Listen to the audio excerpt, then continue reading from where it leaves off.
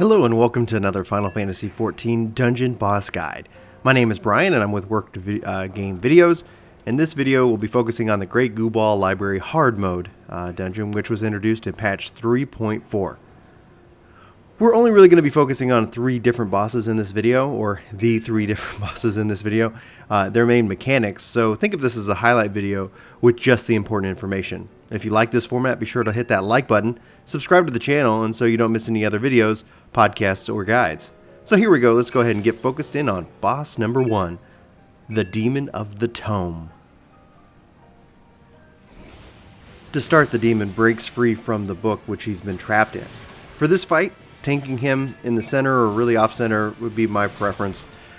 His first real big move is he's going to drop a big book in the center of the ring. You're going to see the area marked with that in purple. His second big trick is that he's going to drop books at the end of the ring. So if the ring is a horizontal area, you're going to see that on the left and the right-hand side of the rectangle, he's going to drop 2 books there. And those books are eventually they're going to fall, so don't stand in that, and then they're going to rush to the center, so just be sure to kind of be close to the center of the ring when that is happening, so that way you don't get hit by that damage.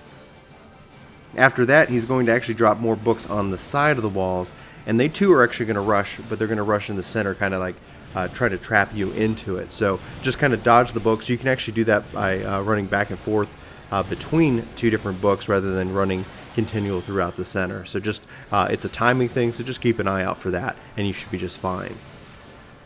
Just note that he'll also have some knockback abilities, so try not to let him knock you into any other falling books, but you should be good and be able to move out of them at that time without any issue.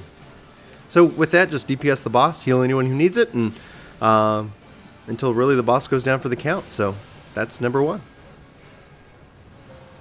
Alright, so let's move on to boss number 2, Liquid Flame.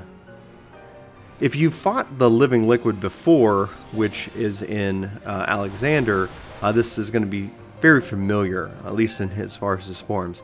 But let's go ahead and break down his moves and his forms that you need to really be aware of just to survive the fight. So he's going to start in his, what I would call, humanoid form, if you can say that. He's going to have Bibliosicle, which is an area-wide damage. You really just need to heal through it. He's also going to use Sea of Flames. This is like Ifrit's Eruption ability, so if you've seen that before, you're going to see this. So it's going to go 3 times. Just try to give everyone enough room to run out of it without running into anybody else. So just kind of spread out if that's targeting you, and also if it's targeting someone you're close to, just get away. And his last kind of humanoid move is Slosh. He's going to put kind of a target on any particular party member, and he's just going to dash at them. So just try to stand off the side, and then when he dashes at you, just you can run away. It's not going to be too damaging or nothing you need to really worry about. So then he also has a hand form, and I've actually seen him go from humanoid to tornado and humanoid to hand, and so there doesn't seem to be anything that really stood out to me of what he did it, but we're going to cover the hand form next. So his main mechanic here is just going to be Seal of the Night and Day. He's going to put either a moon or sun coin above your head, either kind of blue or red, and there's going to be on the ground any number of red or blue circles that you need to stand into. I've seen it with 4 and I've seen it with 2, so you can see 2 blue, 2 red, or 1 blue, 1 red. And if you've got a sun, just stand in the sun spot, which would be red. If you've got a blue moon, just stand in the moon spot to remove that. If you do happen to get hit by it, you're only going to get a 20-second vulnerability up debuff. It's not that horrible. It can be it's very survivable, but just pay attention to that as well. His tornado form, you can actually DPS his form in this during this period. So he's also going to have that Bibliosicle or Bibliocide. Forgive my Final Fantasy pronunciations here.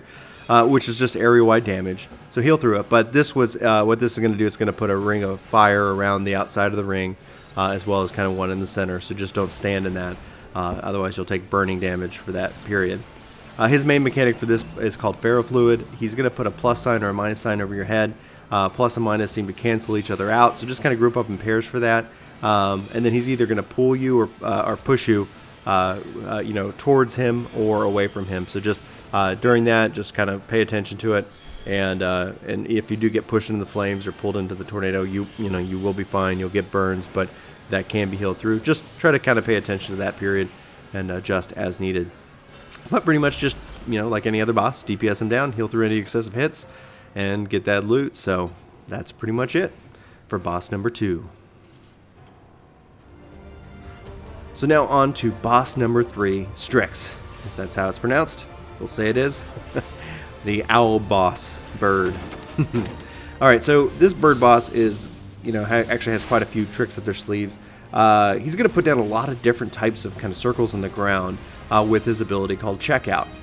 First, it's an AoE, so just pretty much avoid that, but then you're going to have a few options, and you're going to see a couple of different things. So you're going to see kind of a purplish black area.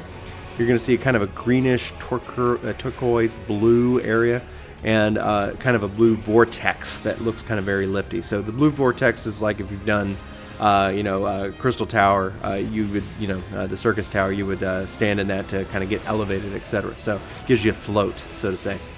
So with those different types of options on the ground, he's going to have several different abilities. So he's going to have on the property of quakes. What you want to do here is stand in that blue vortex, so you get float and you stand off the ground, so you avoid the quake damage.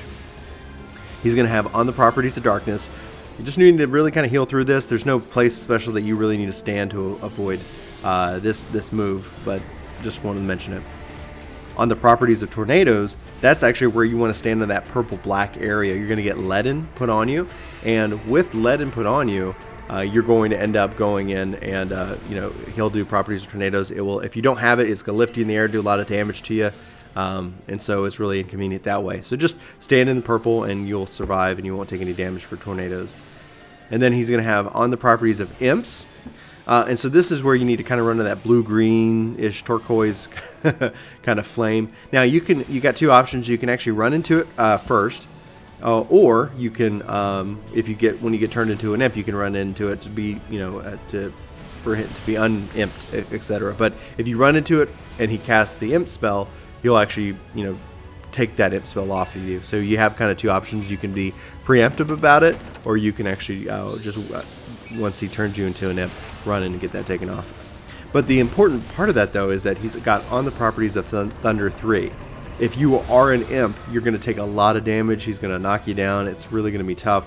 So it's best to make sure that you're not in an imp form when he does that. He'll also do on the properties of Thunder 3, even when you're not an imp, and you're just going to take that damage. Nothing you need to worry about at that point in time. But his main mechanic and his main move is he's going to summon a behemoth in the center of the ring. Now behemoth just is going to cast meteor, and he's going to have those rocks that he puts that you need to stand behind when fighting him. The first time we were doing this, we did not see where the rocks dropped, and all of a sudden we're like, oh, it's 5 seconds till meteor drops, and we're running around scrambling trying to find it. We didn't make it, but just keep an eye out where those rocks drop and just be between the center of the ring and the rock. Have the rock between you and the center of the ring, so that way you can survive through it, and you'll be just fine. And then pretty much Styx is just going to keep repeating this, so he's just going to keep going through his moves, doing the quakes, doing the tornadoes, and just kind of after this big center thing, just pay attention to what he's casting, and then where you need to stand and where you need to be standing to survive it. So all that is, you just need to DPS the boss, heal through obviously any excessive hits, and congratulations on clearing the Great Gubal Library hard. It's actually, I think, one of my favorite dungeons that I've seen in a long time. So I say that with every patch. Like, there's usually a favorite, and this one, it's the library for me. So anyway, everybody, I want to thank you very much for watching. I hope you liked this video. Please let me know what you think in the comments below, and if there's anything I need any notes I need to make, or if there's any tips that I missed, please let me know. Thanks for watching, and I'll see you in the next video.